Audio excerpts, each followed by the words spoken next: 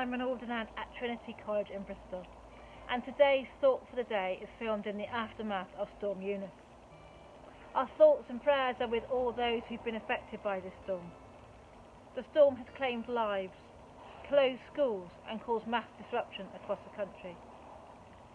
My college lectures were forced onto Zoom, and from the comfort of my own home I learned about God's mission for the world and how as Christians we are called into this mission.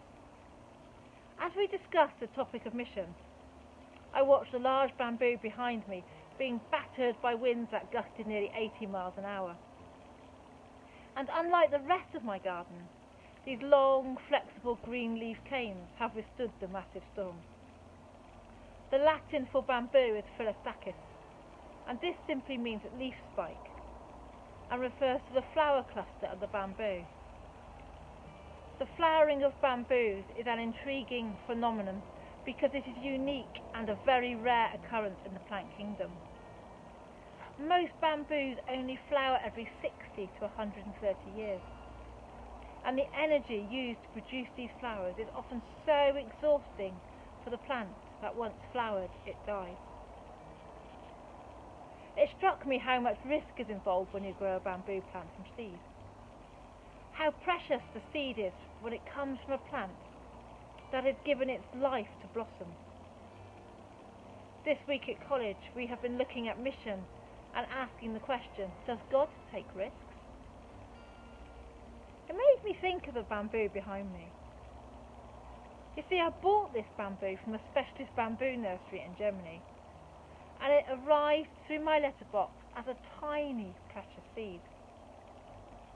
I always thought the risk of sowing seeds was in the planting, that the risk we take as gardeners is that germination will not happen, and that the seed will not grow.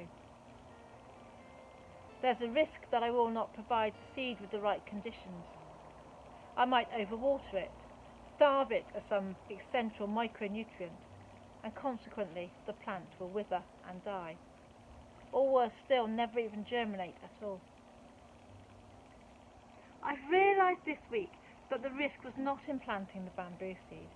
The risk I took was to release one of the fastest growing plants on earth into my garden, a plant that can grow as much as 10 centimetres in a single day.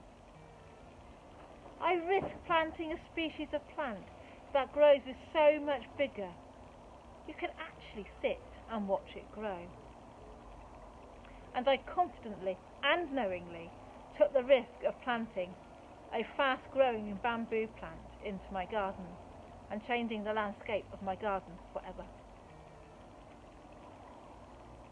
We often think, or we are told, that to be missional is risky business. That to be missional we must take risks.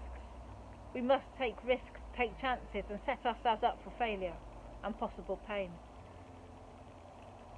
Yet the risk assessments we make in our minds do not always reflect the whispers of our hearts. If we never plant the seed, we remove the risk of germination. If we remove the risk of germination, we also remove the risk of growth. If we remove the risk of growth, our future landscape will not change. Instead, it will become trapped in a musky cloud of slow decay and gentle decline. So my thought for today pondered, is God the greatest risk taker of all? C.S. Lewis wrote about God as risk taker. In his book The Lion, the Witch and the Wardrobe, Aslan the lion represents Christ, and C.S. Lewis describes the risk of being in the company of this great lion as not safe, but good. During our lectures this week, we learnt that it is okay to talk about a risk-taking God. That as Christians we should partner with God as a fellow risk-taker and step out into a changing landscape, to join in God's great journey of adventure. We were warned that this journey is risky, but reminded that Jesus is commissioning those who would follow him to be bearers of the light, even to the ends of the earth. Jesus never promises us that this will be easy. He spoke of times of great violence and persecution, when most people would prefer darkness to light. Yet John 1:5 tells us, the light shined in the darkness, and the darkness did not overcome it. What an extraordinary thing. What a risk. When I pushed my precious bamboo seed into a tray of compost, I took a seed from light into darkness.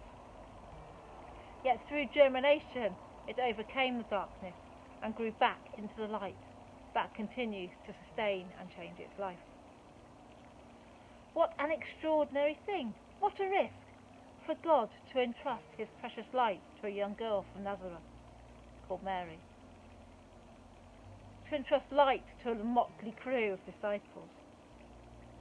To entrust his light to you and to me. We all have a responsibility to journey with people from the darkness into the light, to risk being bearers of the light. A responsibility to those who still come, to create and recreate a landscape that reflects the light and love of Jesus into the darkest pockets of the earth. Amen.